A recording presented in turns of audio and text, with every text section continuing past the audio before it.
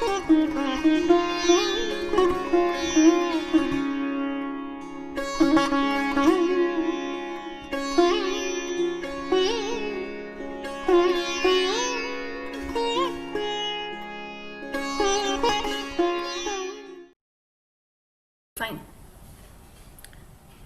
Namasarvebhyah. Thanks to Vivekananda Study Circle for this invitation. At the beginning, I should confess that this is a very vast topic, and I have borrowed heavily from our Indian narratives, the Indian accounts, the Smritis, the Puranas, the Kavyas, inscriptions, and all possible primary and secondary data. I emphasize that this is an Indian narrative because we have too much of Indology about India from the outsiders. When I say outsiders, I'm not just talking about the race, I'm talking about the perspective where the colonialist attitude has seen more of hyped versions about the Indian woman. So maybe many of you will, my presentations will sound quite very different to you, but I'm being very honest. I'm picking up them directly from the sources available. Being a student of Sanskrit, I have the advantage of studying through the originals. So due to lack of time, and I prepared the slides very just today, so I could not bring on all the bibliographical data. If you are interested, I can definitely give you the sources from which I have taken these. So I shall be focusing more upon the different domains where Indian women have been very active, from the ancient down till the early or the later medieval ages. From after 1900, I have not tried to mention any because that comes under the modern history. Well, actually, this ancient, modern, and medieval is not a clear cut differentiation. It's just estimated. So, unfortunately, many of us know very little about the good achievements of the Indian women. We have heard too many versions, in fact, hyped versions about the weeping widow, about the sati system, about dowry problem and things like this. We have only heard about the patriarchal stories. Picking here and there from every society, you can just make a hype of that. That is what has been done. Unfortunately, very less has been told about the great Indian women of all ages who have contributed to the different domains like the economical domain, the cultural domain, and to the politics, to administration, who have been warriors, who have been poetesses, who have been scholars. So I'll be trying to throw light upon those. There are so many, actually, countless. I have just grabbed a few random and going to present them here.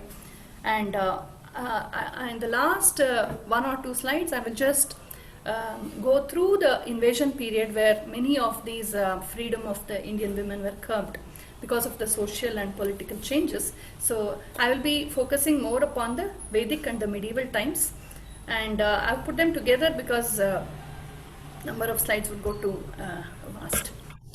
Okay. Start అయింది. Please put your audio off, all of you. Okay, fine. Now, when we say ancient period, we will be referring to approximately the early Vedic age. We don't know exactly when it started because the recorded history is about somewhere around 10,000 BC, we can say. Of course, the English the British scholars who call themselves historians have changed all the dates. They were the colonizers. They took the liberty to just bring all the dates to thousands of years to the future times. That's not very honest. But considering the, as I told you, picking from the Smriti and Purana references, it's quite old. It's at least 10 or 15,000 years old. We may not be able to track everything to that age except for the relics available. But roughly early Vedic age could start quite very in very, very ancient times, and roughly around till about 5th century BCE. And then the later Vedic age is somewhere between 5 BC to 1 BCE. We can can say, in the early Vedic age is 5 BC, not BC. And then the medieval age is roughly approximately from 1st century BC to 5th century BCE. And later medieval age is somewhere between 5 BCE and to 1800 or 1900, we can say. This is a very approximate classification I have made. It may be a little here or there. Okay, so the society in the early Vedic age was very formative, very dynamic. It's no exaggeration to say that they were very open to changes. They were self-modification. They used to do a lot of self-modification. They were open to many new thoughts, and a lot of you see the changes in the Smritis also. You see the different versions, stories in the Ramayana, Mahabharata, the Smritis and the Puranas. You see how they have time and again changed the laws, they changed the norms. They have tried to modify themselves a lot. So it had been a very dynamic society, a very original society. I'm very happy to stress upon this word. We were always open to new things from outside. Ano bhadraha katavo yantu vishwataha. It's a very famous Vedic saying. It says that noble things come to us from every part of the world. So India has been very open to anything good from the outside. And but still, there has to be a filter every time we borrow from outside. Without a filter, we should not borrow anything from outside. As Swami Vivekananda rightly says, anything Indian, accept and then verify. Anything Western, verify and then accept, he says. And he also explains how if our ancestors gave us something, it was out of genuine love for us. And what the colonialists gave us was more like it was thrust upon us to dominate us or to use India as a market. So we need to be very cautious, judicious while picking up narratives from outside. So the ancient early Vedic age was where there was a lot of originality in the Indian social, political, cultural, economical structure. It was a very self-made society, quite very flexible. And the beautiful aspect of India then till now is that we have been very close to our own geography and region. So we have a region-wise system. Our politics or our culture or our dress style or food style or trade or commerce or religion or beliefs and culture, costumes, everything is usually, it has a very regional appeal. Pradeshika Sogodu ಅಂತ ಹೇಳ್ತೀವಲ್ಲ ಕನ್ನಡದಲ್ಲಿ, we say the regional flavor to it. So this is how the Indian society has grown. So we see a lot of differences between a Bengali regional culture to a Kannada regional culture, Gujarati and Kashmiri. But still we have an elementary idea, the spiritual ideas, the Vedic ideas, the folk ideas are very much the same. But the expression is quite very regional and it has its own flavor. So this has been the mark of the ancient Vedic age. And the Smritis also were in a formative age. A lot of, you see from Smriti to Smriti, there were a lot of changes made, very notable changes made. So we see a lot of stories about how every time a social problem arose, some problem with the women or the men or any kind of problem arise, the kings and the officials and the spies and the rishis and the common folk and the pandit scholars, they all used to sit together in Naimisharanya or some Ganga, banks of Ganga in a Himalayan place, in a forest stretch somewhere. They would gather together and brainstorm about that topic, bring out lots of ideas about how it can be changed, what would be the consequences, how fair is it to change it or not to change it or to modify it, etc. So this type of a structure we see in the early Vedic age, where even the Smritis were very dynamic and open, flexible. Flexible in the sense they were deep rooted in some ideas, and those ideas were called Samanya Dharma. Samanya Dharma refers to truth and a community good. Like when we say Samanya Dharma or the Samashti Dharma, it means the good of the whole community. Like we all have our own rights, of course, individual rights, that is called Vyashti Dharma or Vishesha Dharma. So this should never be at the cost of the Samashti. So this was one very important aspect of the Hindu or the Indian thought line we see from in the very ancient period.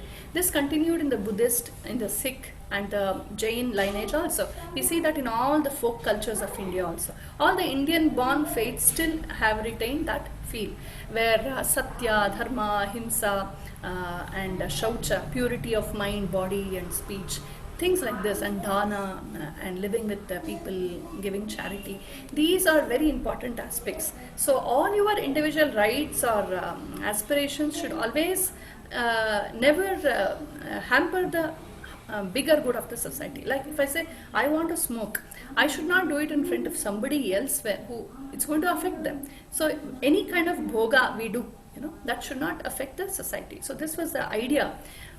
In this matter, they were never flexible. But coming to other things, it was quite a flexible form. So Smritis can be compared to the constitution of today. And it was very open to modifications, and we see that in Ramayana, Mahabharata also. Every time there used to be a charcha about dharma. Dharma means samanya dharma and vyashti dharma. Is my vyashti dharma, is my individual dharma coming in the way of the universal welfare? Then I'm going to compromise. I'm just going to do tyaga. So this was the idea which was repeatedly taught. And in the later Vedic age, we see the same kind of society continuing, but a little less open to modifications, slightly rigid.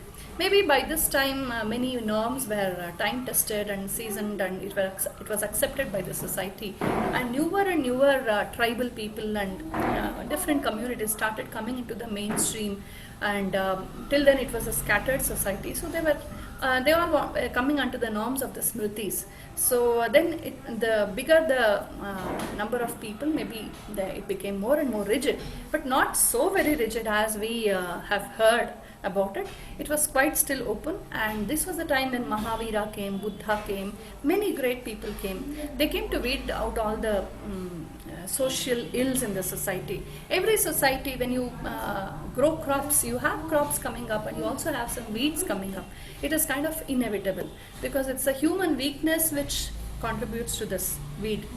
And people like great ones like Mahavira and Buddha, and later great ones like Basaveshwara, many people you have across India. So they were the ones who retained the good things, Samanya Dharma, and weeded out whatever was a social ill. And luckily our society has always been open to such changes. We have not, like the European society, crucified the great people of our society just because they differed from the what has been commonly believed, but we accepted them. In fact, the founder of Jaina Dharma, Rishabhadeva or Adinatha, is even considered as a incarnation of Mahavishnu. We see his story in the Bhagavata Purana, and Buddha is supposed to be the 9th avatara.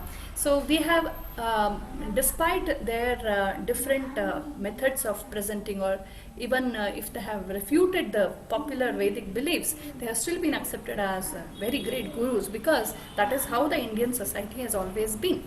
And coming to the medieval period, I personally feel that all those beautiful repeated modifications and lot of trials and errors done in the ancient Vedic age, early and later Vedic age, came to a definite form in the medieval period, early medieval period, where the dynamism and the originality and flexibility remained. But there were also some sanctions coming upon some sections of the society and women also. And we don't know exactly what caused that. So the rights which were enjoyed by the women and some communities in the very early Vedic age were slowly not so, I don't say that was everywhere, but at least in parts of India, in some regions, in some communities, the rights were slowly lessened. And when we come to the later Vedic age, that was the most terrible age. That was a dark age for Indian women in particular. It was a dark age for India and Indian women in particular, because we were invited by some people who believed that woman is just a commodity. Even to this day, you can have traveled to those countries where woman has no economic rights, no political rights. She can't even, in fact, even to go out in the road, she has to take a male counterpart, even if that is just a child. So woman is looked upon as just a commodity. So those were the people who invaded India and ruled India for some time, and there were terrible social changes, political changes, and lots of bans on the freedom of women. So that was when a lot of shuffling happened, and many of the beautiful potentials of the Indian women were curbed, and that was a period of lot of it's a very sad period. Okay, we'll come to that later. Now we'll go back to how the society was in the ancient Vedic, early Vedic, the later Vedic, and the first part of the medieval period was. That was a time, according to the Shastras and whatever available Smritis and Shastras and available texts are there, we see that there were two choices for every woman of any community. I'm not talking of any community here. For any community, they had two choices. They could either be the Brahmavadinis, or they could be the Sadhyodvaha or Sadhyovadhu. There are two names.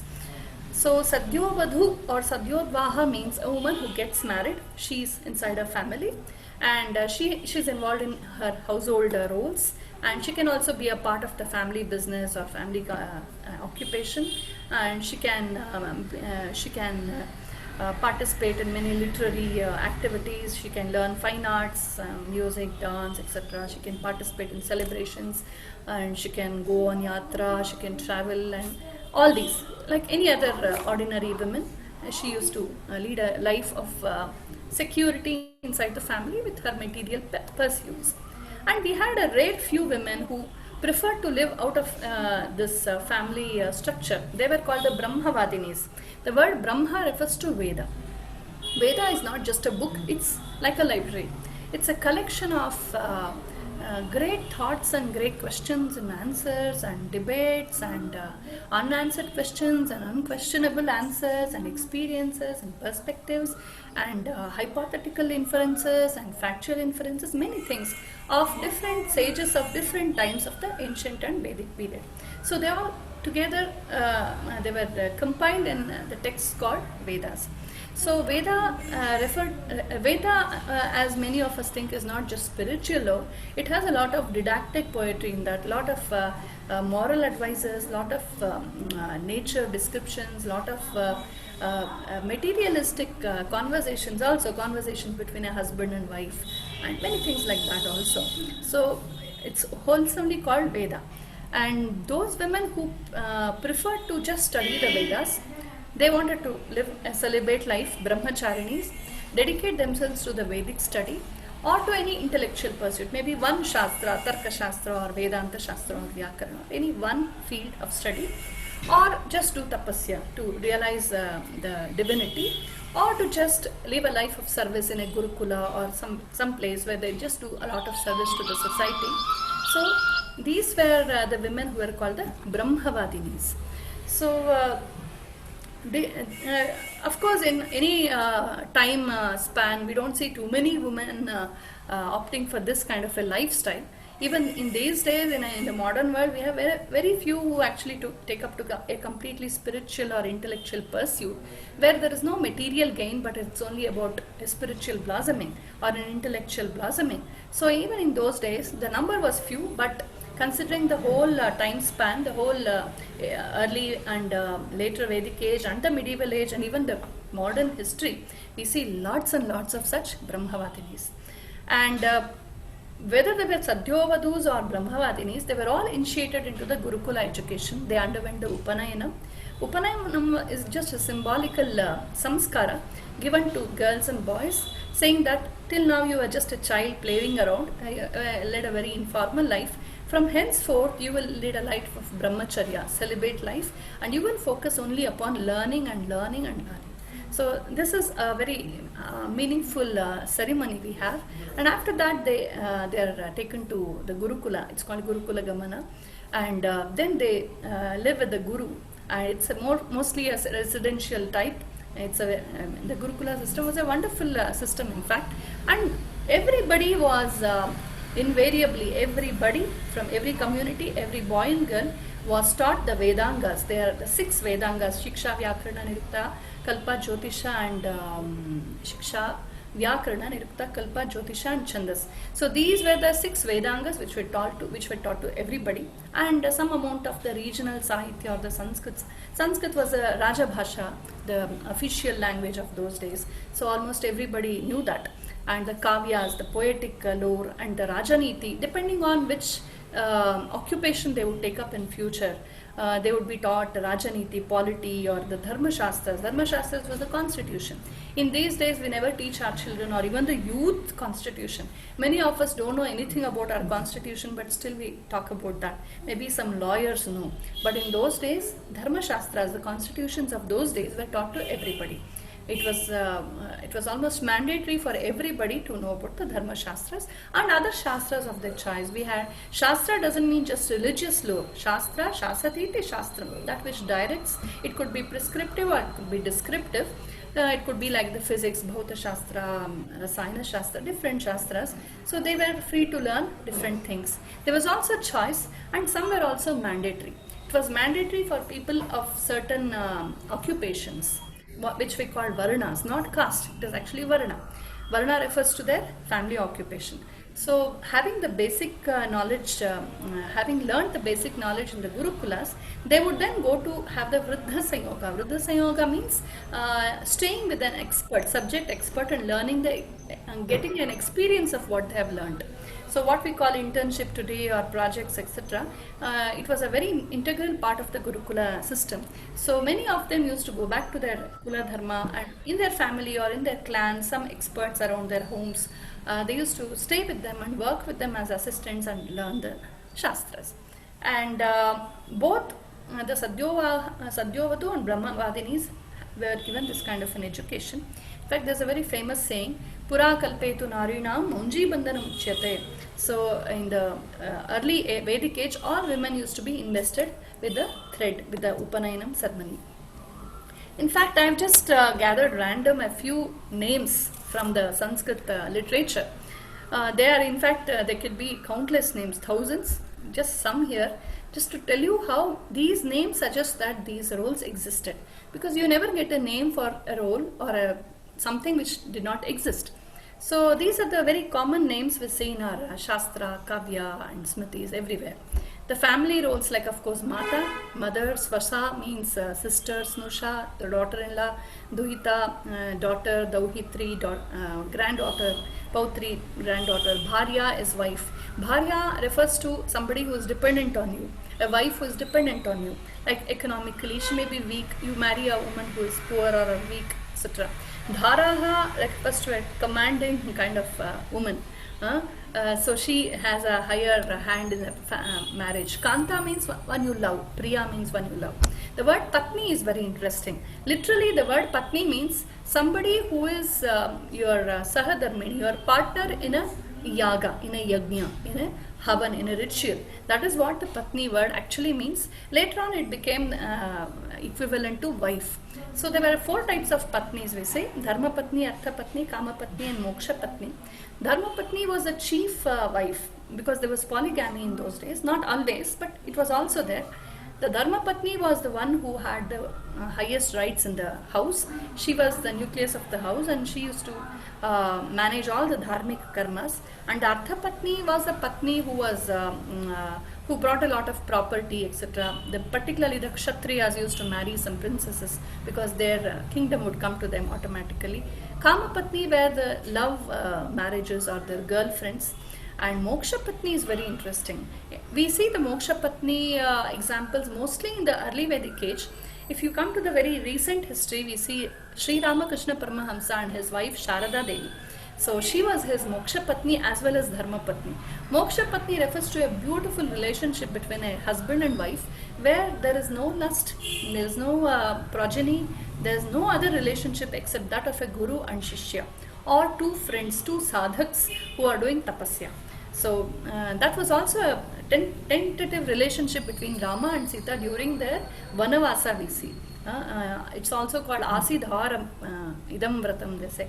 It's like an Asidhara Vrata, like walking on the edge of the sword, very difficult. It's a very, because you are husband and wife and still all life you practice celibacy with a calm mind. You are in love with each other. Love is not lust, but it's just love. So it's a very, very, it's not easily comprehensible to the ordinary people like us, but that was a great ideal where very few people, very rare few did. And we see the example of Yagnavalkya and Maitreyi in the Chandogya Upanishad, and elsewhere also we see such examples. And words like Arya, Bhadra, Devi, Mahabhaga, Mahodaya, they were the words which were used to address women. It also, it's got a very gentle, beautiful, dignified feel to it. Arya means it's a female gender of gentleman, you know. When we say lady, we just refer to a woman, but when we say Arya, we actually mean a woman of great substance. And the ascetic roles of women are seen through the words like Sadhvi, Yogini, Siddha, Brahmacharini, Sannyasini, Bhikshuni, Kapalika. We also had these mantravadis, magicians. So many examples we get. And the intellectual roles are indicated in words like Acharyani, Acharya. Acharya refers to a teacher. A lady who is a teacher or a principal or a chancellor of a university, she is running her own Gurukula. We hear that the sage Vasishta's wife Arundhati was an Acharya. She used to run her own university apart from her husband's Vasishta's Gurukulam. And Acharyani refers to the wife of the Acharya, wife of the teacher. And Pandita, Vidushi, Upadhyaya, Gurvi, Brahmavadini, these are, and many more such words, synonyms we see, which refer to, which indicate that women who were Pandita, great scholars, who were very learned, and who were teachers, who were principals, who were chancellors, etc. also existed. And words like Ragni, Pattamahishi, Mahamandaleshwari, Amatya, Chara, etc. They refer to the roles of women as queens, as feudal lords, and as Pattamahishi means crowned queen. She had lots of rights. A crowned queen was almost equivalent to the king. In his absence, she also was a signatory to the king. Instead of the king, she could do all his roles, including the signature. So she took very major decisions in politics and building and economy and many other fields. So she was, we see a lot of Pattamahishis in the Parampara. And Mahamandaleshwari refers to the feudal lords. So queens like Channa Bhaira Devi, Keladi Channamma, they were all Mahamandaleshwaris. And even our Abbakka of Karnataka. I am quoting more of Karnataka queens because I belong to Karnataka. I am not very familiar with all the queens of all states. So please bear with me. And occupational names like Krushika refers to a farming woman, Gopika to a cowherd woman, Ishukartri. Ishu means women who worked in the foundries. Ishu means actually arrows. The foundries which made weapons. So women had a very active role in that. And Yodha, women who were warriors, who were soldiers. Amatya, who were officers or bureaucrats. Ganika refers to the courtesans. They were not just this ordinary prostitutes. They were very learned and they had very important roles in the politics. They were also advisors to the kings. They used to be spies. They used to be very active in the intelligence. And the words like Nati, Nartaki, Vanini. Vanini refers to the tribal women who were very, very resourceful to the king. Like they used to bring the forest resources and sell it here. They used to be vendors and they were quite rich and affluent. Vyadha, the butcher women, the hunter women, and such names. And Veshya refers to the prostitute. Like I can go on like this, there are so many names. They all suggest that in all these areas women were quite very active. And here is just a random list of some names of the Rushikas. Like you have the Rushi, you have the Rushika, the female version of that. We have both Brahmavadinis and Sadyovadhus. Some very popular names we see in the Upanishads and Ramayana, Mahabharata or Gargi, Maitreyi, Shashwati, Vagambhrini. The Devi Sukta which we recite today is conceived by a lady called Vagambhrini, Ambhrana. She's a daughter of the Ambhrana Maharshi who attained Brahma Jnana, and in her ecstasy she started reciting the Devi Stuti, and it is her creation. And many such Vishwavara, Appala, Goda, Romasha, Lopamudra. Lopamudra was supposed to be another name of Lopamudra. We see in the Puranas is Kaveri. Many of us in Karnataka believe that she is the same as Kaveri, the wife of Agastya. So we have the Agastya Lopamudra Sambada in many places of Purana and the Upanishads. And there is one very interesting place in the Lalitopakhyanā of the, I think, Markandeya or Brahmanda Purana, I think, where Hayagriva, the great sage Hayagriva, says that Lopamudra is much more proficient than her very proficient husband Agastya. She is more learned, more spiritually elevated. So many such examples we see, and you see the picture at the right end where we see Sulabha Maitri. It's a beautiful instance in Mahabharata where this great, a very elevated spiritual soul she was, Sulabha Maitri. She comes to the court of King Janaka and she wants to test his spiritual elevation. She enters his body through her spiritual powers and she has a debate with him inside his body. So both of them, only the souls together do the charcha, and she is convinced of his spiritual heights. And coming to the medieval period, early medieval age, or even the later medieval age, we see many great scholars and poetesses like Vikata Nitamba, who was extremely scholarly and unfortunately married to a very dull-headed husband, and Achama, the wife of very great poet and scholar called Appaya Dikshitar. She was extremely learned and a poetess herself. And Shukavani, an extraordinary genius woman who was the queen of, she was actually a Devadasi, a courtesan who was taken as the queen by Raghunatha Naika of Tanjavur.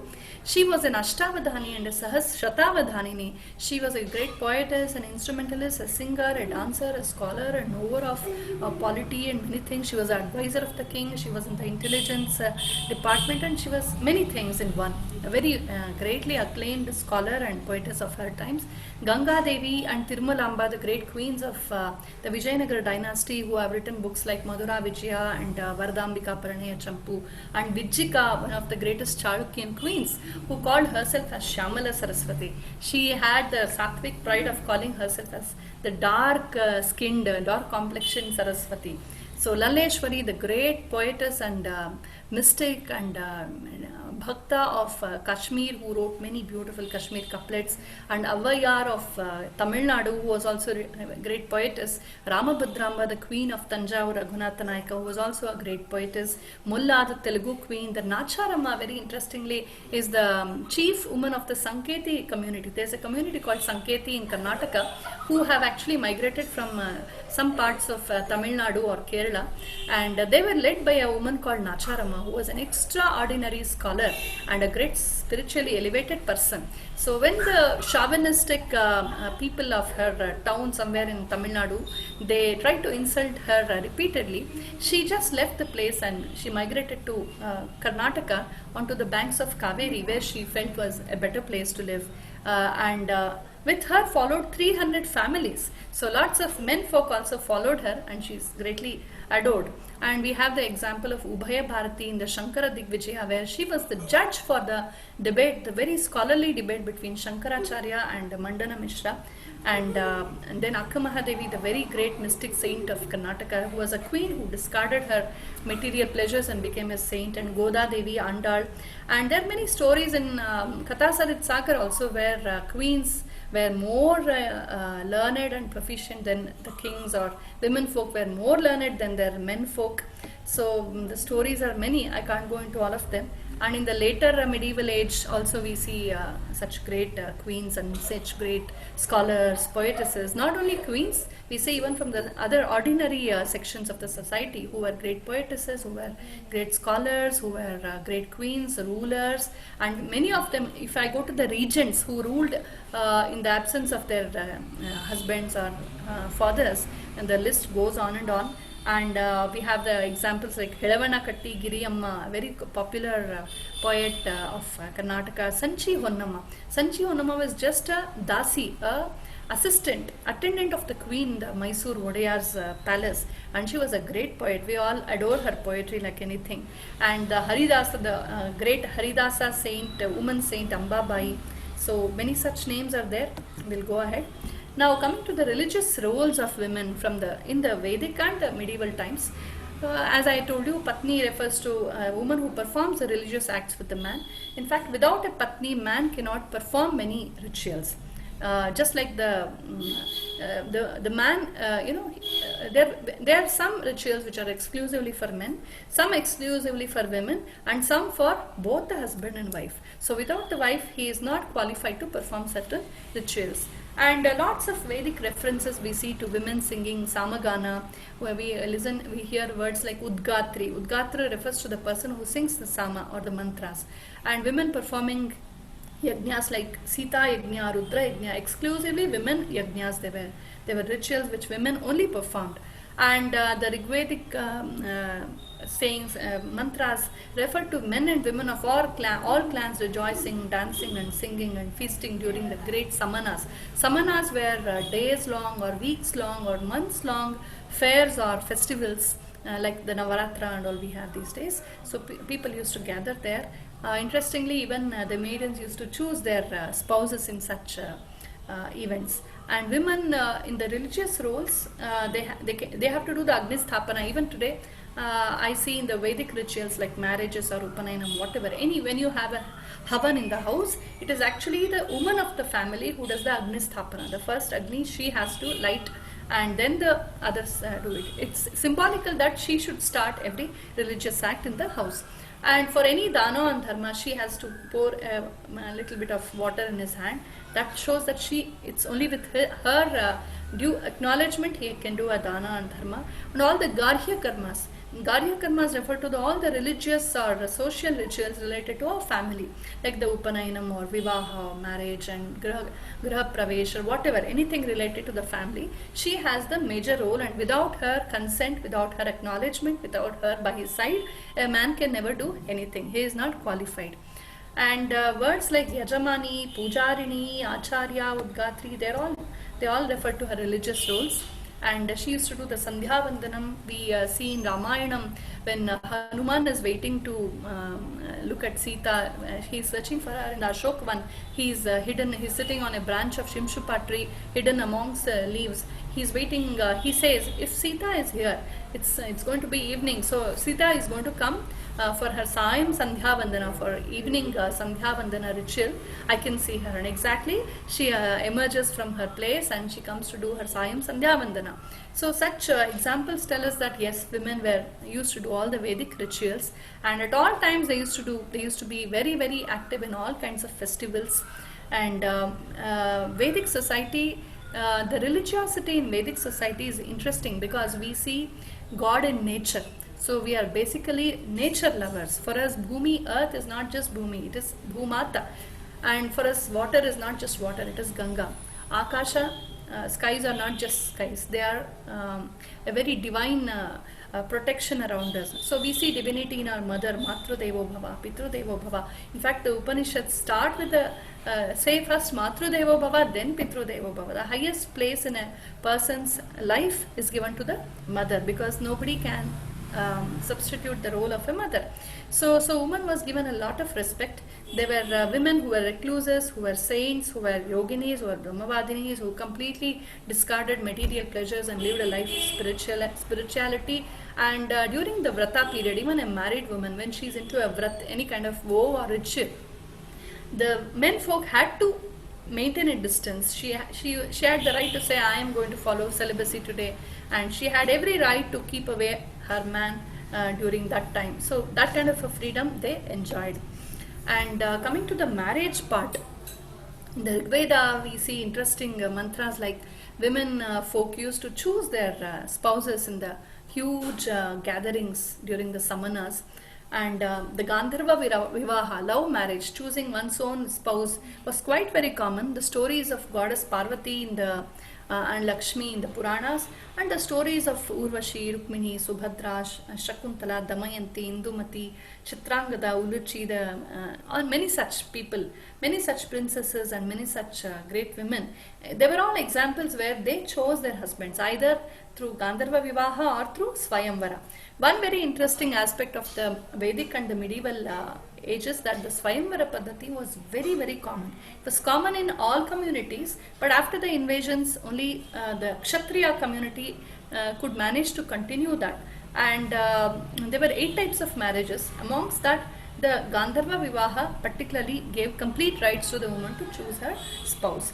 So the Swayamvaras were places where the maiden used to, in fact, challenge eligible youth to say, if you perform this kind of a feat, if you solve this kind of a riddle or puzzle, or show me your scholarship in this field, sing like this, do this, achieve that feat, this feat, etc. Very challenging things, unusual things. Then he would be qualified to marry her. Such stories we see. Even Rama broke the dhanush.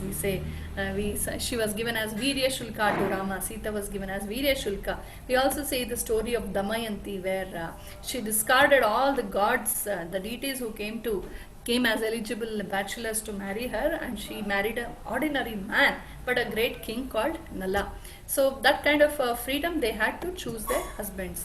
And after marriage also, they had a lot of rights. Marriage was actually, it's not about husband owning the wife. It was a mutual ownership.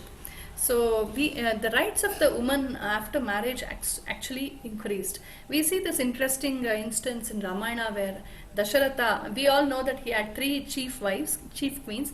Apart from that, he had 33 wives, we know. So amongst them, there were women from all Varnas. So there is one interesting instance in the Putra Kameshti Yaga. Before the Yaga, he has to perform a ritual where all his wives from different Varnas come and worship the sacrificial horse, the Ashwamedha horse. And Bhagavatam and many other Puranas refer to Patni Sanyaja. Patni Sanyaja is a ritual which the king, when he is getting coronated, has to perform along with his wife. So the coronation ceremony, the Pattabhisheka, was not just for the king. It was done along with his wife. She was also seated on the throne with him and given equal, all the kinds of rituals used to be done upon her also. And so even the Vivaha mantras are very interesting. The mantras which welcome the bride into the bridegroom's house say that, come as a Samragni, come to rule upon us, come to give us progeny, come to give us prosperity, come to bring auspiciousness to us, be happy with us. And there's also an interesting mantra that says, you be the mother of 10 children and take care of your husband as your 11th child. So such mantras we see. And the concept of Pativrata, which became more and more popular in the later Vedic or the early medieval age, has been widely misunderstood because of our movies and our kadambaris and television serials, which always show the Pativrata as a very, very kind of meek woman, and she looks upon her husband as God, and she has no say in the family. That is not so. She has great love and she is very loyal to her husband, no doubt. She of course regards him as her God, no doubt. But that doesn't mean that she never questions him, she never has a say. We see Pativratas like Mandodari, Draupadi, Damayanti, who questioned their husbands, who differed from what they said, they refuted them. So it was not the kind of, I think the first thing we should do is first come out of the mindset which has been created by the left narratives and by the movies and the stupid stories we see about our Indian women. It was not so. Pativratya was much more than what we see in the movies. And the role in the family, so Manu Maharshi, who has badly been demonized unfortunately, actually he says, he hails the wife as one who brings progeny and pleasure, and it is only with the Patni that you can do noble acts and do service and you can manage a home. She is everything. There's a very beautiful saying, Grihini Grahamuchyate Napunaha Kudya Kattasanghatah. A house means Grihini, housewife. It is not furniture or walls, it's just the housewife. So she means the most in a house. So the ambience of a house is created very much by the woman of the house. And the most important place in a house is for the mother.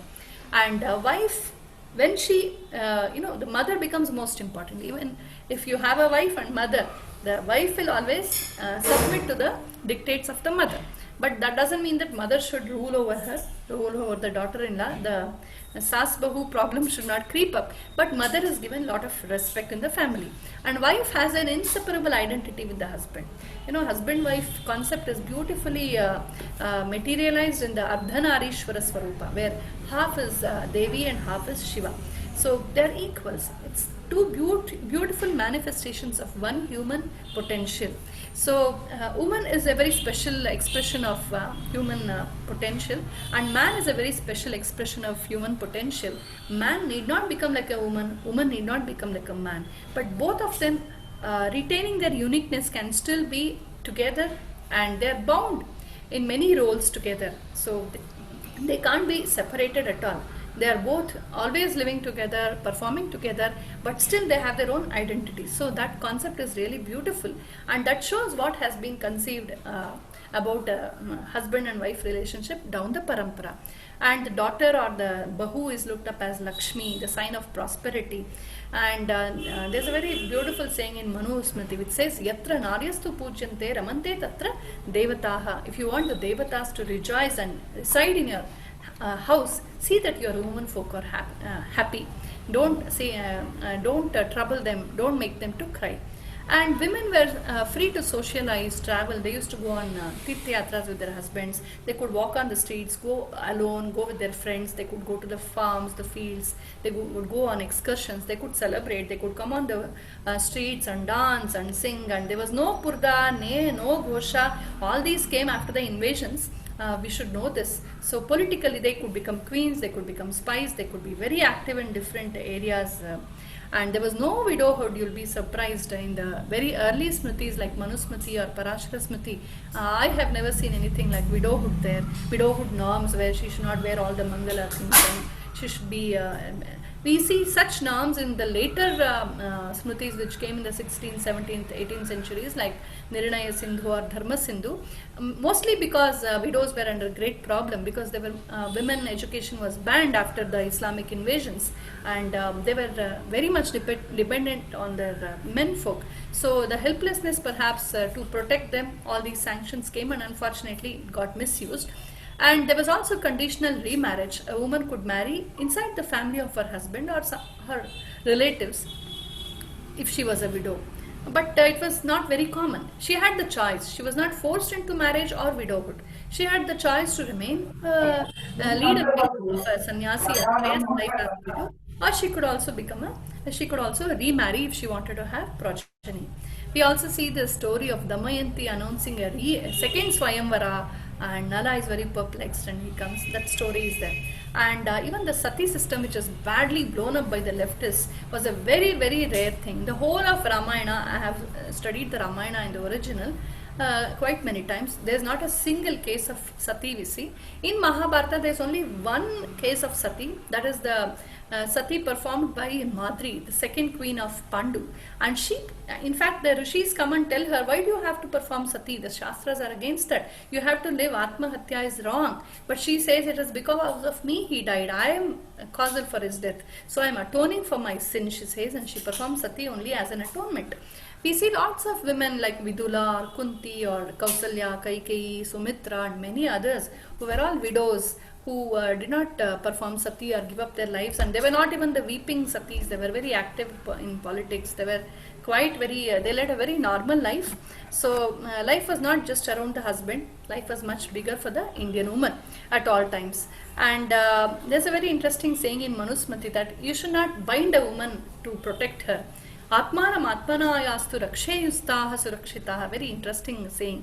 Only a woman who is capable of protecting herself is really safe, he says. You can't bind her in the house, put a gosha on her and close her, confine her to homes. If she really wants to break out and go, she will find some other way out. So you have to train her, you have to give her the physical and mental strength to protect herself.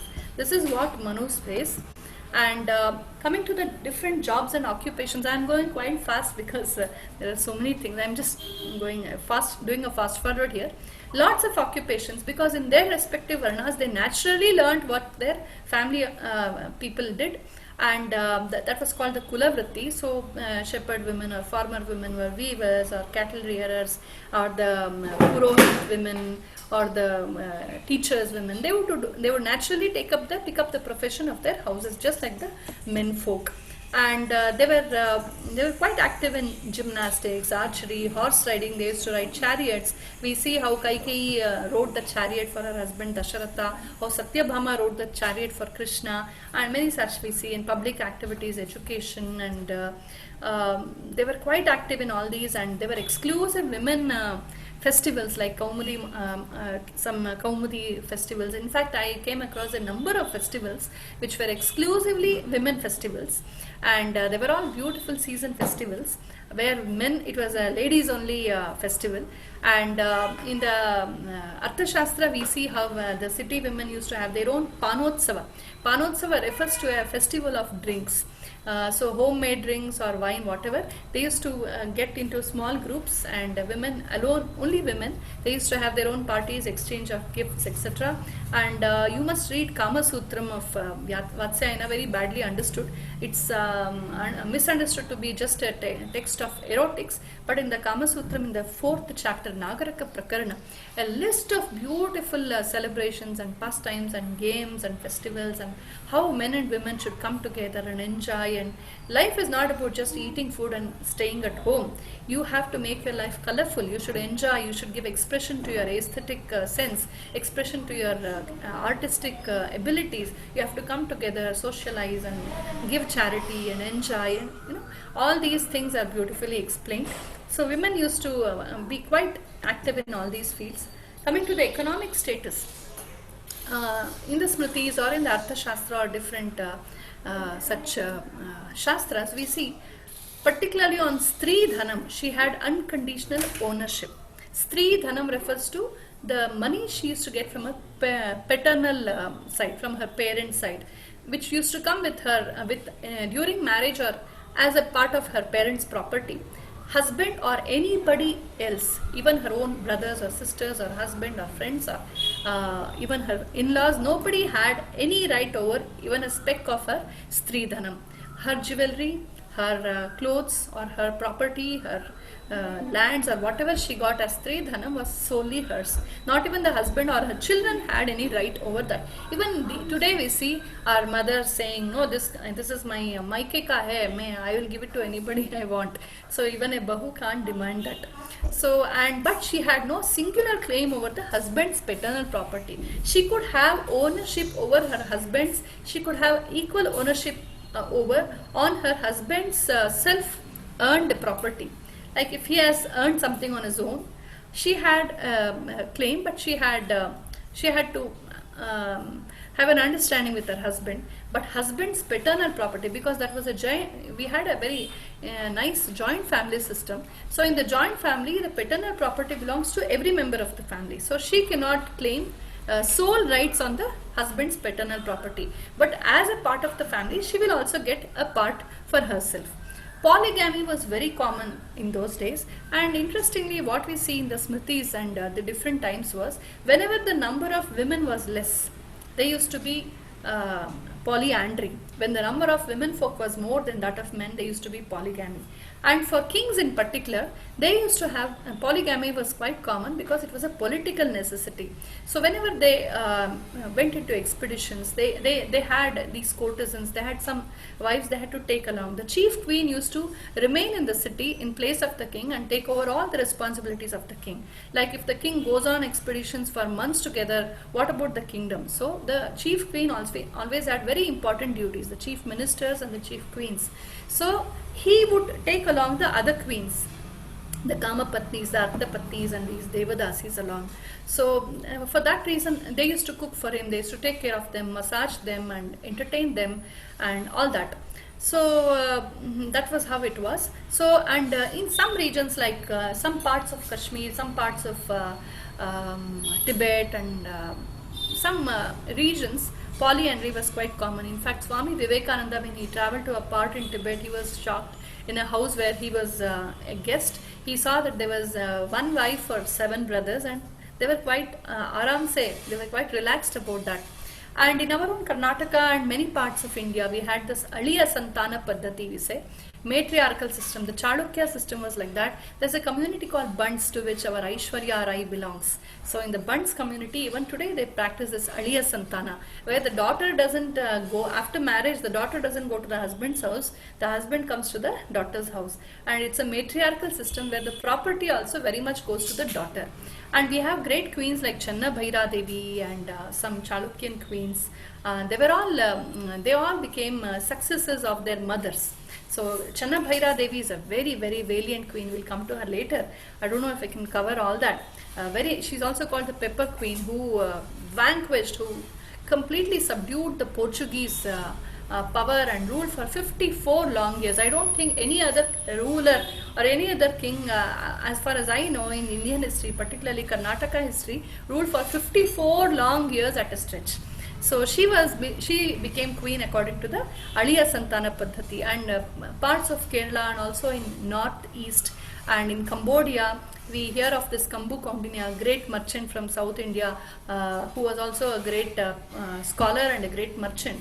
He took about 200 ships and used to travel across the world, and he went to Cambodia, and he was so interested in that land, and he married the princess of that land, and she was the queen, and that is how Cambodia came to be called Cambodia, because of Kambu Kaundinya.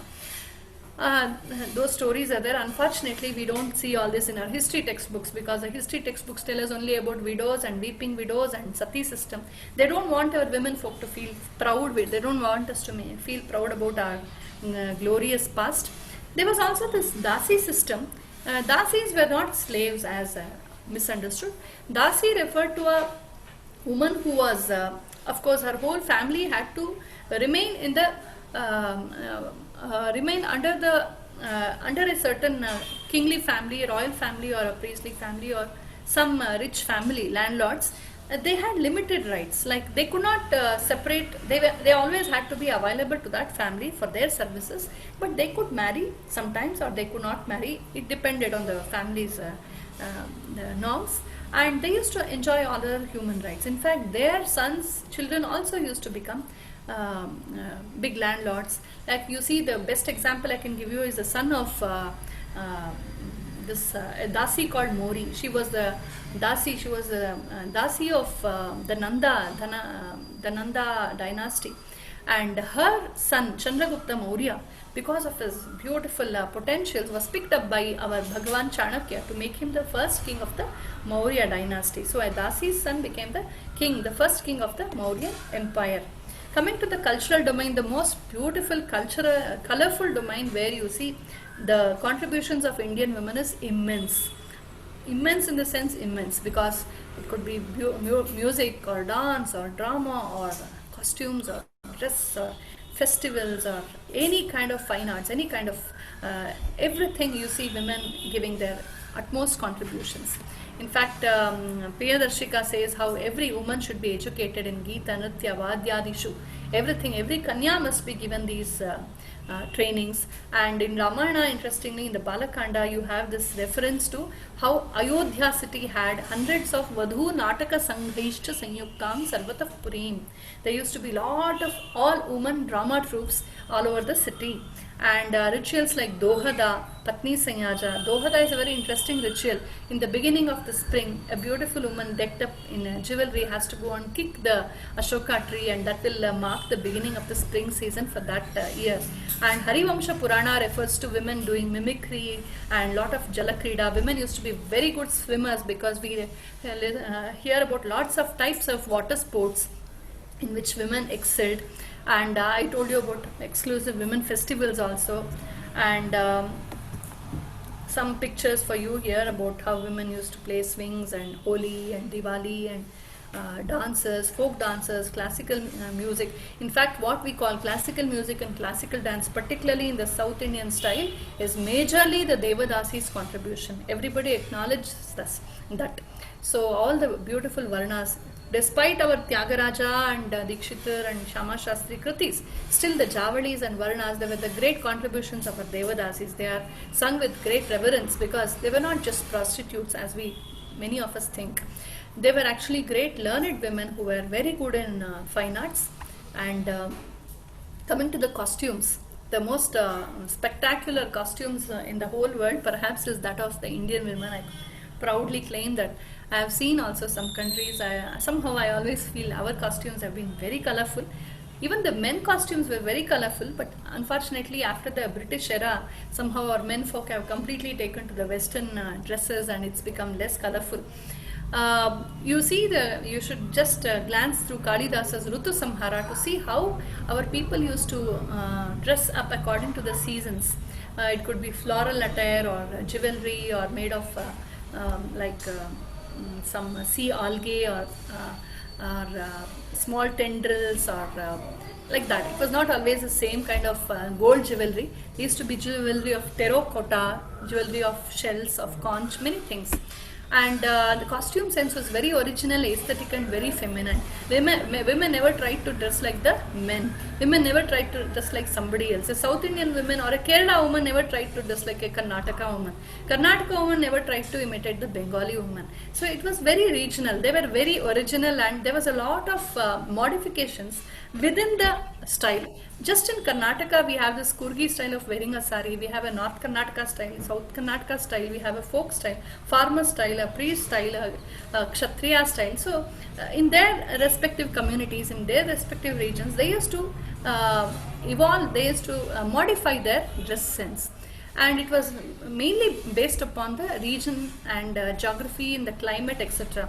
You go to the north in the Himalayas, it was a thick blanket like cloths worn all over the body because it's a very cold region.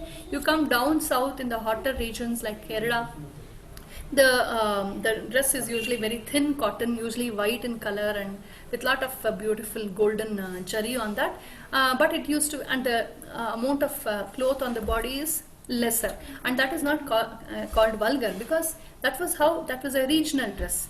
And lots of perfumes were used. You see the mention of perfumes, a lot of mention to perfumes, and these patra lekha, they say, different types of tattooing on the chest or on the back or on the hands, arms, and on the eyebrows, etc. So such things we see. You have lots of references to the different types of costumes, paintings, sculptures, and poetic descriptions, etc. And coming to the rulers and administrators, I've just picked up from the medieval ages, the later and early medieval ages. The very famous Shantala Devi of Karnataka, a very great queen. Some of the most beautiful, extraordinary temples. In fact, I think personally feel that the Belur Halebeedu and temples built by this Hoysala rulers, to which Shantala Devi belongs, must be in one of the greatest world acclaimed places to visit, because it's extraordinary. It's really very beautiful, and she was a great dancer herself, great patron of art, great queen, great administrator. And we have the story. We have this queen called Atti Mabbe, whose contribution to the field of Kannada Sahitya, Kannada literature is very great. Of course, Channa Bhaira Devi, a wonderful ruler, very very capable queen. Rudramamba, the very very great queen of Andhra Pradesh, Akka Devi, who was called Rana Durga for her prowess in war, and Sheela Bhattarika, who ruled, I think, somewhere near Mumbai today. I'm not very sure. That part of northern part of Goa or Karnataka, and many Chalukyan queens and the Wadayar queens. So down here, you just see the cursor. There is the picture of our Nanjammanni Devi. It's interesting because IISc students probably know her or must know about her. The beautiful IISc Bangalore campus, which you see today, that green campus, that vast campus, was a very big part of it was donated to IISc by this great benevolent philanthropist queen called Nanjammanni Devi. Her other name was Vani Vilasa Sanidhana. She is also very important. She is causal for the great KRS dam built upon the Kaveri river.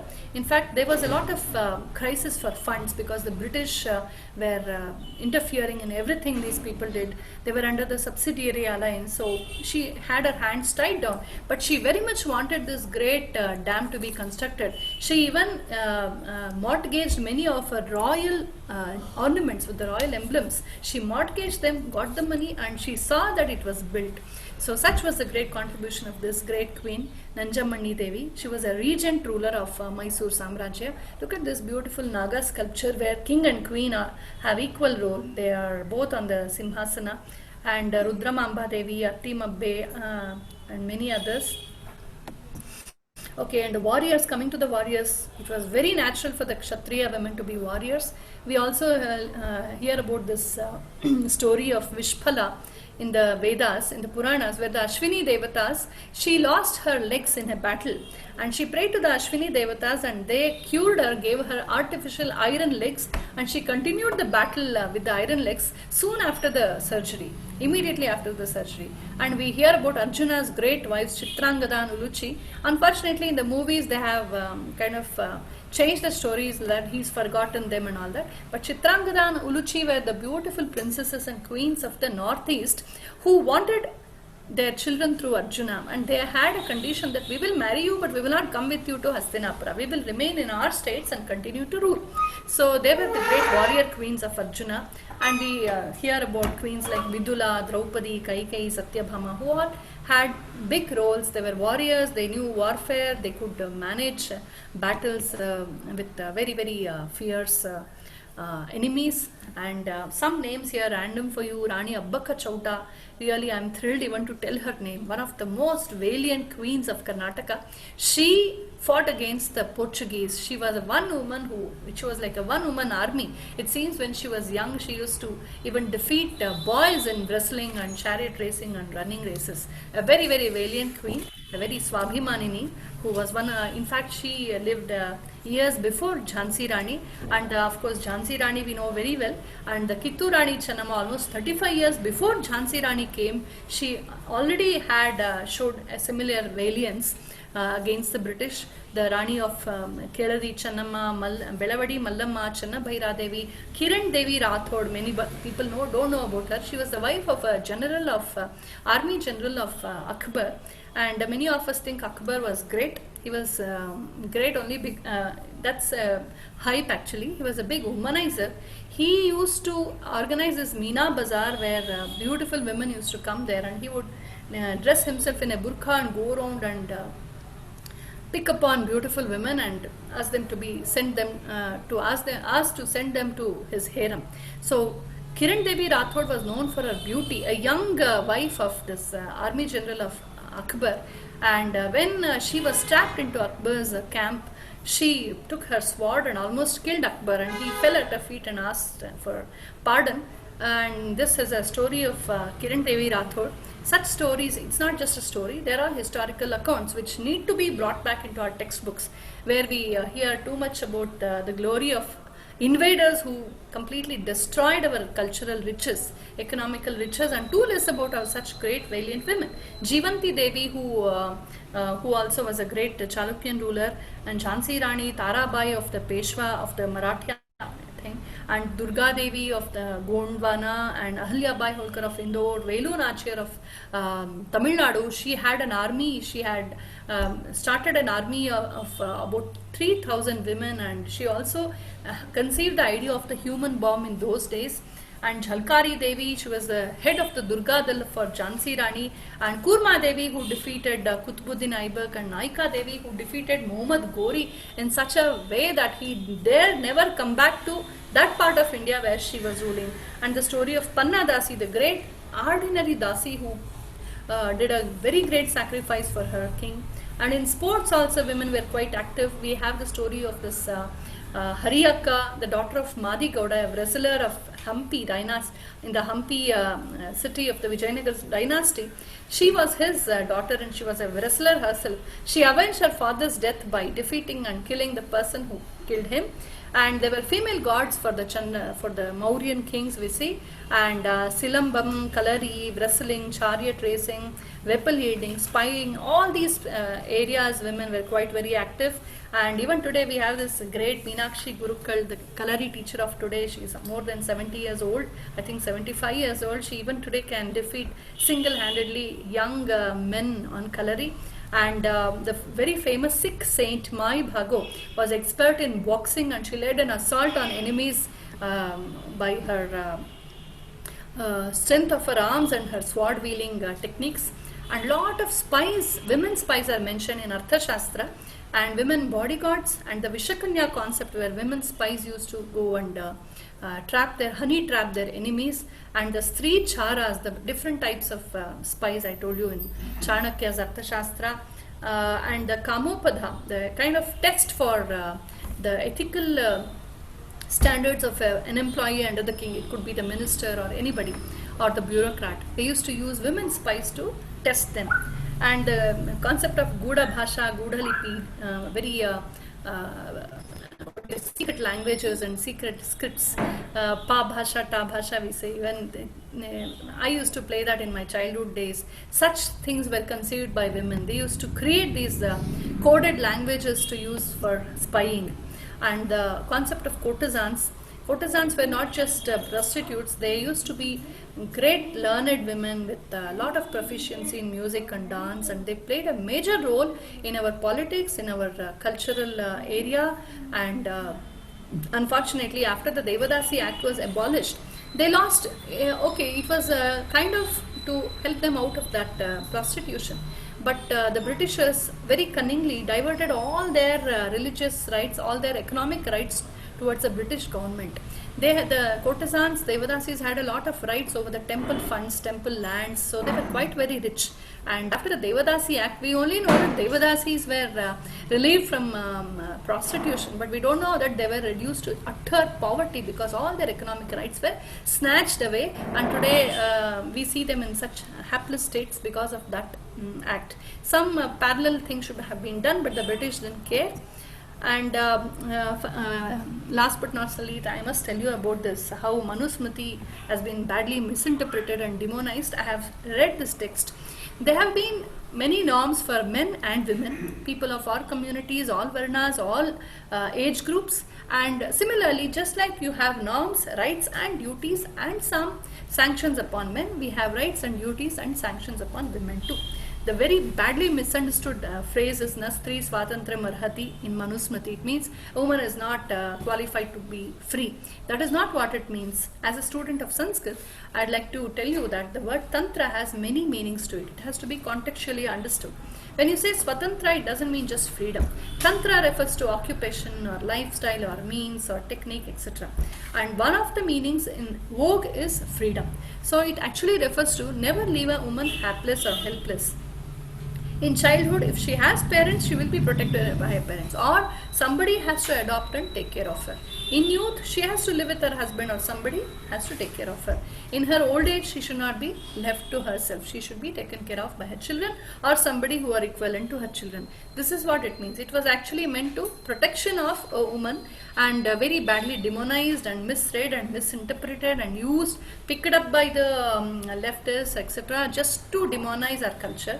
So all the good things have been very cunningly concealed, and only the black dots have been cherry picked and blown out of proportion. Coming to the later medieval age, that was the dark age for Indian women. When the Islamic invasion happened, the woman's honor and life became progressively insecure, because to those invaders, woman was just another commodity. So this concept of woman being a Matrudevo Bhava or a Devi or a scholar or a teacher or having her way, going in the society, dancing, singing on the streets, becoming a yogini, becoming a recluse, they just could not understand this. It's a very patriarchal mindset even today, till date. So they just could not digest the fact that women are so free in this society, and they would just pick up women on the streets and carry them away and put them into their zananas. So there were lots of rapes and killings and sexual slavery and sanctions on their lives. So Purda came, Jauhar came, Sati became very, very common, because women preferred to die instead of becoming sex slaves of these demonic people, and child marriages became more increased. You see, in the northeastern part, the northwestern part of India, you see maximum sati, jauhar and child marriages even to this day, and the parda on the face. That's because that is where the invaders came also. Down south, we don't have that much. There was a lot of ban on public celebrations. So the great Vasantotsava, Sharadutsava, which used to be very, very grand events, became smaller events, because here and there where the local kings, the Hindu kings or the Buddhist kings or the Jain kings were there, it continued through their patronages. But where you had the Mughal rulers or the Nawabs or the Nizams, completely they were all banned. So because they were against all kinds of celebration and music and women freedom. And there was also a lot of ban on occupational freedom in some areas. And so because of all this, women could not go to the Gurukulas anymore, and at home they used to get some amount of education, but the fear, the kind of insecurity in the society confined them to their homes. So for few generations we see in this time the status of women degenerated. So without education, without literacy also sometimes, and because of child marriages and because of widowhood and because of the constant threat of being kidnapped and carried away and all this, you see a lot of migrations also happened during that time inside India. And because of this terrible social disturbances, the status and the freedom of women was greatly curbed. And in order to protect her, she was confined to the home, and the protection of women slowly became so tight and so rigid that slowly degenerated also. And they were also chauvinistic. I don't say everything was bright. They would have been, they always have been chauvinistic men at all times, not all men, but here and there. So naturally the kind of inferiority complex she suffered, because all the men folk have education and rights and freedom to move out, but the woman does not have. So the inferiority complex, the kind of submissiveness she suffered, it was taken advantage of. And we see this was a time when there was a lot of domination on women, and not everywhere but in many places. Even through this era we see how there were great women who did great achievements, great queens and great warriors who fought battles, great scholars, great poetesses, great saints, etc. But of course, in general, the ordinary woman, the common woman, had a lot of problems. And when the Portuguese came, it increased. Please read about the Inquisition of Goa to understand how brutal they have been, as brutal as the Islamic invaders. And when the Britishers came, they only changed the style. They were very naive, very cunning, and they used a very the mask of service. They brought in their missionaries, and they changed the narratives of Indians and say, you are all such, you have all the problems that happened to the woman because of the repeated invasions and all that was slowly they transferred the blame onto the men folk. They said it's because of men, and men do this because of the Vedas. And the Vedas and Smritis, which give so much of freedom to us, were demonized, and Sanskrit was demonized, Vedas were demonized, men were demonized, the teachers were demonized, the parampara was demonized, and they slowly started rehabilitating the Indian mindset from an Indian narrative to a very European narrative. And because they were the rulers, they could thrust it upon us. And after the British English Macaulay education started, we have all been trapped in a mindset where we think that nothing worthwhile is there in our past, and everything anything worthwhile has to come from the West. So this is a mindset they have successfully created in us, and unfortunately we are all entrapped in that. I understand it's difficult for us to digest anything good about ourselves today, because we believe that becoming global means becoming Western. We should never forget that a tree, the bigger it grows, has to have roots also growing deeper. So if you don't have roots deeper, we will lose our cultural identity. We can go global, adopt, go and embrace the world, but never forget who you are. So without a cultural identity, without an understanding of the past, we will be nowhere in life. As Swami Vivekananda very rightly says, a country that has forgotten its past has no future. So the Dark Age began because the British then and the left narratives now, I am very vocal about this, have very cruelly, very in a very cheap way trivialized the role and potentials of the Indian women. They have concealed all the good stories, the glorious stories of the warrior women, the queens, the saints, the achievers, and all of them, and only given us, picked up here and there, done cherry picking, and given us hyped and magnified versions of the weeping widow or the sati, etc. And to us it appears as if the whole Indian history is about a weeping widow, which is not so. So every religious, cultural, spiritual and occupational identity, or occupational identity, is called caste by them. It is not caste, it is actually an occupational identity. To continue a family family occupation was a pride for everybody, not just for the Brahmana. It was a pride for everybody. But everything has been demonized so that they could rehabilitate us from the Indian narrative to a another narrative where you feel truly defeated. So we are reading a very defeatist kind of history, and we are just apologetic about ourselves for no reason. We are apologetic about our men folk, our women folk, our parampara, our Veda, our dress, our language. So now we see the latest youngsters are not so very conversant in their local languages. They feel proud to speak English and less proud to speak their languages. We feel proud to dress like an American, less proud to dress like an Indian. So all this is happening in a subtle way, because somewhere the influence is working on us, and it's not becoming somebody else. Empowerment is not about becoming somebody else. Empowerment is actually becoming or unfolding what lies within us. So that is how the Indian woman has blossomed down the ages. There are many, many, many more examples, and I've just done a fast forwarding here in the limited time. I think I've taken more time actually. We began a little late. Sorry about that, but we should really be very proud that hundreds, thousands, or maybe lakhs of women, they have even participated in the freedom struggle.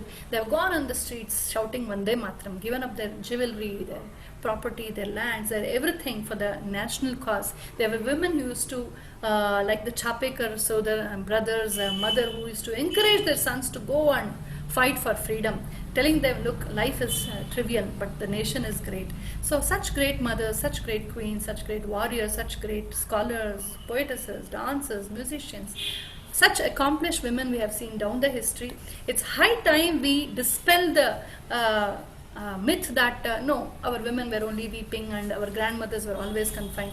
Maybe our mother, grandmother, great grandmother, a few generations were really confined to their homes, but go beyond that, go to the history of India where the invasions had not had started. You see the original beautiful vibrant India, then you get the spirit of Indian womanhood there.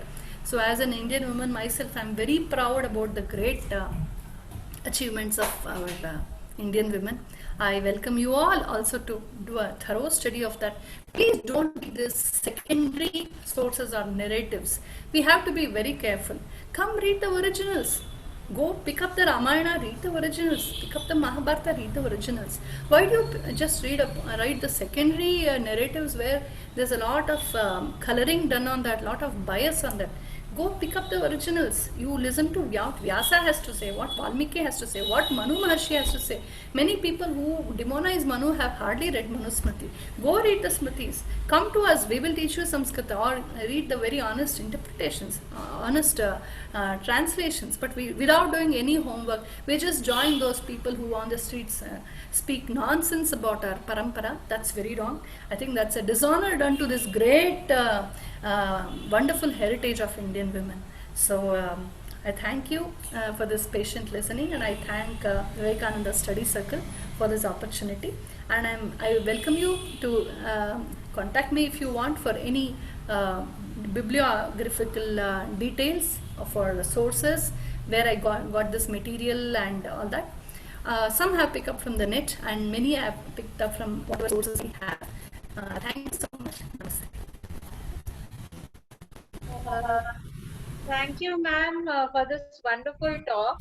So we have time for very few questions. So I'll just pick up at random some of them, and maybe you can address them as briefly as possible.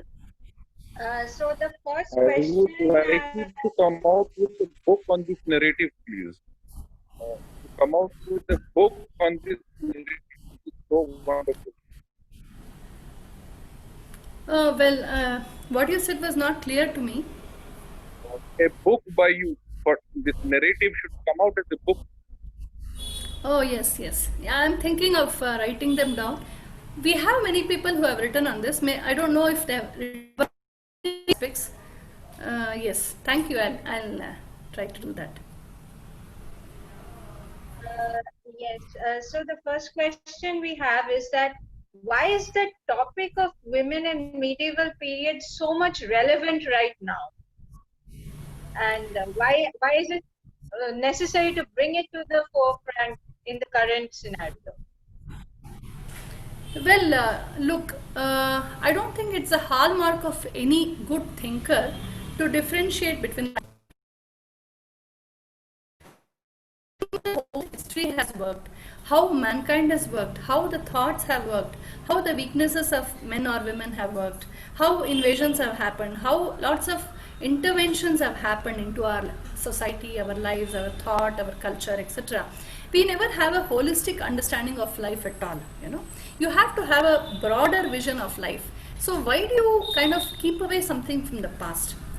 Have a holistic vision, be accommodative, go back to the past, go into the future also, look at the present also. You should not have a conservational attitude that I only look at what is around me. No, that will limit your knowledge, that will limit your experience, and most importantly, that will make you vulnerable to influences of other narratives. You get entrapped in what people say. Unless you do a homework of what is what, getting from the past, you will not develop honest knowledge. A lot of dishonest knowledge today persists, prevails, because people have very less understanding of the past. Somebody tells you some movie will bring out a patriarchal story where the heroine is suffering all the time, and they think that is reality. So some stupid story or some just concocted version, an artistic version, or some movie, the kind of picturization done there, even I used to believe all that when I was a child. But the more I started reading from the past, my idea, my image of my self-image also has changed. I feel I belong to a very glorious heritage where the woman has been like this and not like this. So to get a better understanding, you need to have a wider vision. So if you think one time span is completely irrelevant to me, you are, and believe me, in this time zone, we are in an era where we have the imprints of the past. So it's like never time bound. It goes on and on. I think the very idea that I don't need anything from the past, I don't care for the future, I will just live in the present, is not a very mature one. You have to open up. Life is much vaster than what we just see around us. I think we need to have a wider perspective, particularly in India, because we are all imprisoned in many, many false narratives about ourselves. In the past, we will never venture into the future in a grand way. We will just we'll be just aping somebody else. There's a trend in America, you do that. They tear their trousers, we'll also tear. Whatever they do, we'll do. We never verify, we never justify, we never on our own. We'll be borrowing thoughts and we never develop thoughts. If you want to be pioneers in a field, you have to have a sound understanding of past, present, and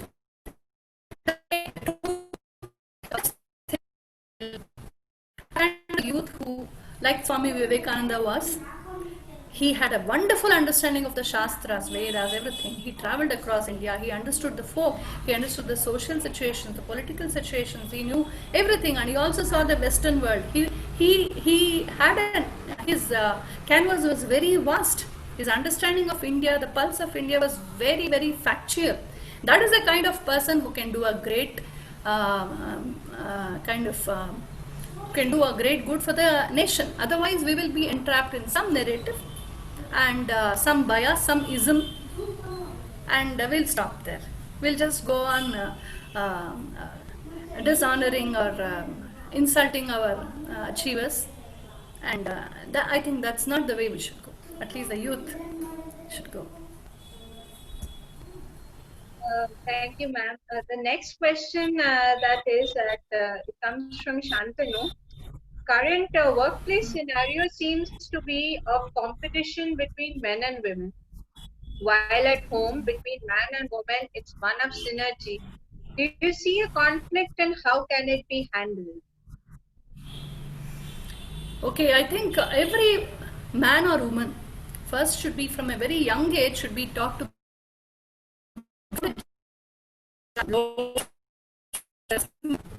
the life of both will become miserable. You have to enable a jasmine to become a better jasmine, a lotus to become a better lotus. Man is a beautiful expression of human potential. So is woman. We are both human beings, but still very unique. So let us celebrate our uniqueness. A woman should work in her style, man in her style, but still we have a role together also. We have to find the synergy. When we have a very healthy self-image. You know, they are, when the self-image of a man or woman is distorted, then the trouble starts. Woman starts trying to become like a man, try to grab his thing. You need not become like anybody to be empowered. Just grow, blossom, blossom. Everything is within us. Nature has given everybody something. So we need not try to ape somebody. I saw this in the Western woman, unfortunately, but I am not generalizing. But what I have seen in the Western world is the Western woman is constantly trying to become like the Western man, and he enjoys that. He says, "I am this," and she is miserable because she is not being herself. She tries to do everything that he does. Why? Why do you have to do what he does? Do it in your way. So I think somewhere here, if women are trying to ape the Western women, again the problem starts. Don't copy anybody. Just be yourself. Learn your role, responsibility, get well trained, and be happy as you are. Be happy to be a woman. Be happy, enjoy, celebrate your womanhood, celebrate your femininity. Be very happy about who you are, about your dress, about your talk, about your way, about your style. Don't be apologetic about who you are, whether you are dark skinned or fat or thin, or you are poor or rich, or you are too deshi in your appeal or too Western.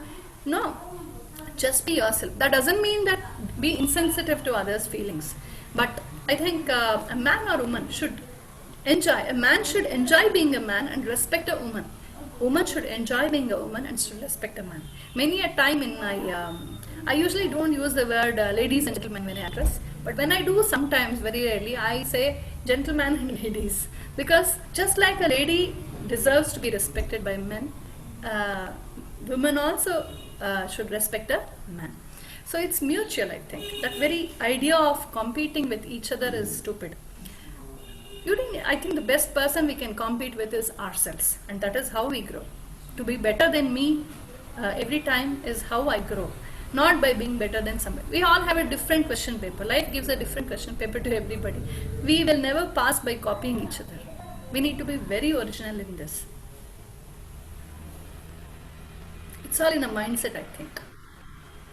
Yeah. So this is the last question, and it's one of really a controversial. I mean, maybe it's highly misunderstood actually. So it's like, so ma'am, you gave several examples from Ramayana to show women have several rights. Please tell us, what do you think about Ma Sita's Agni Pariksha and being banished to the forest by Ram? Yes. I'll come to the second part first. She was sent to the forest. It's a constitutional law of those times. It's very clear in the Ramayana. It's only if you read Ramayana in the original you get an answer for this. The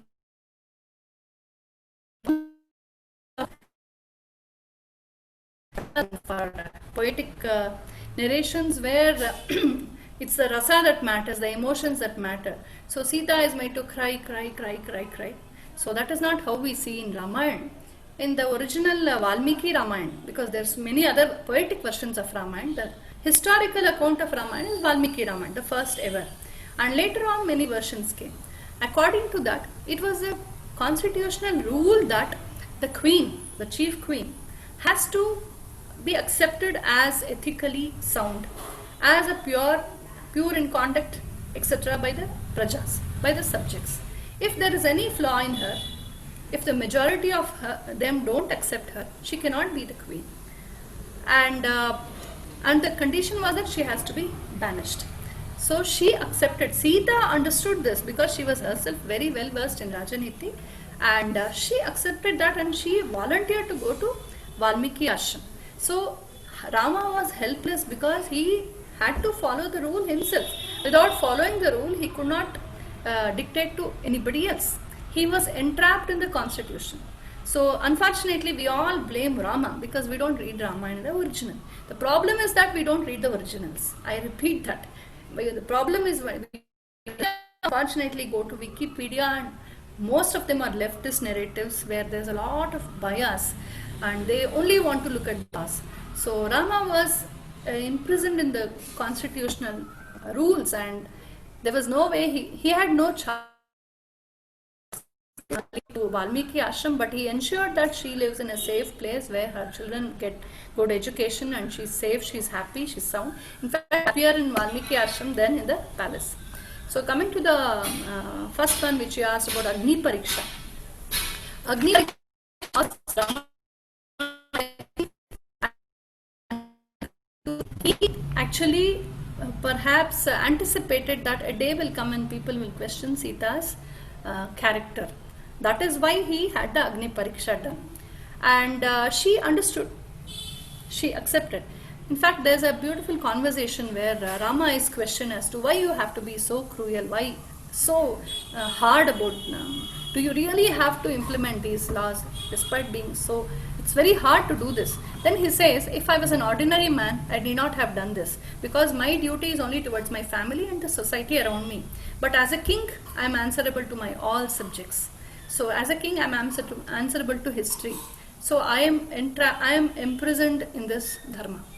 So in the beginning I told about Vyashti and Samashti. So Samashti is the bigger welfare, the welfare of the community or the world at large, and Vyashti is one's own individual likes or dislikes or wants or preferences. So the Vyashti is always has to compromise to the Samashti. You can always have your way as long as it is not troubling somebody else. So if Rama was just an ordinary man, he could have just taken Sita and gone back on his second Vanavas, not caring about anything. But he was bound to his Raja Dharma. He could not even give up the throne because it was his duty. And he could not give up Sita as a husband. But as a Raja, the conflict between Raja Dharma and the Pati Dharma were very, I agree it's very difficult. Only Rama could do that. Anybody else in his place cannot do that. What happened to Sita was great injustice. I agree. I agree that it was great injustice. But who is to blame is the question. It is not Rama to blame. It is those loose-tongued people who to be blamed, who created that kind of a narrative.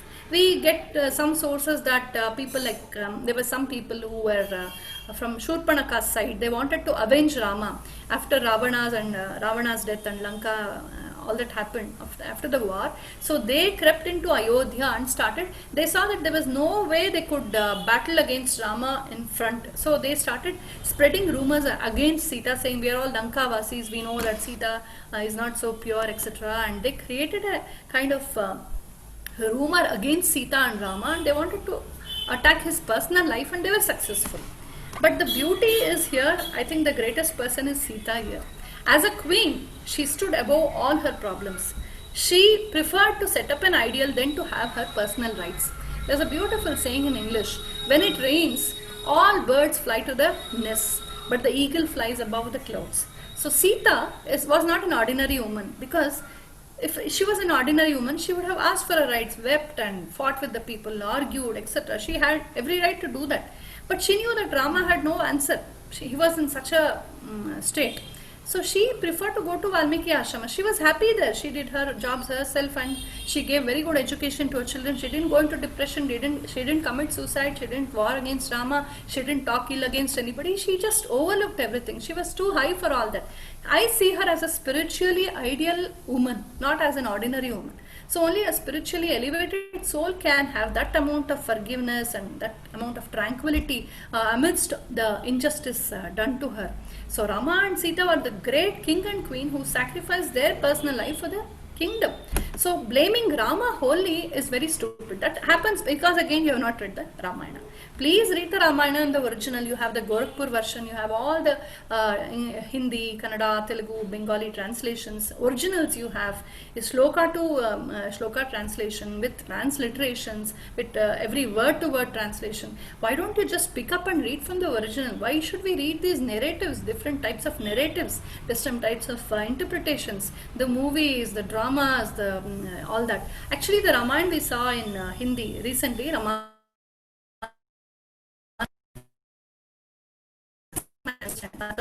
it is heavily based on Valmiki Ramayana. I am so happy. A lot of the dialogue is picked up from Valmiki Ramayana. Please follow the dialogue. So Rama lived a life to set up an ideal as a king. To him, Raja Dharma was above everything. And his Vayaktika Dharma, he had great love for Sita. Why again? Otherwise, he would have crossed the ocean and built such a great bridge in 10 days and waged a war, etc. He did all that because he loved Sita a lot. But he was answerable to his subjects. We are now living in a society almost 7,000 years later. We are in a society where that is not a big problem. The character of a woman is not a problem for anybody today. People don't really bother about that.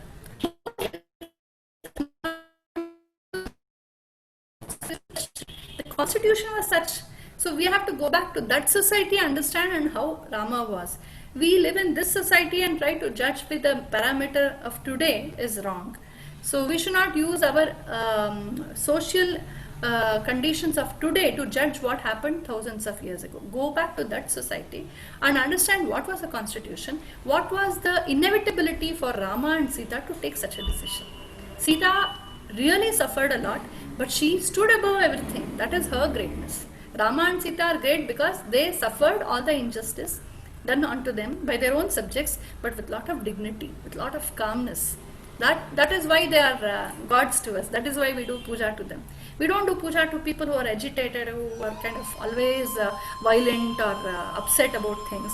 We respect people, we worship people who stand above all this, who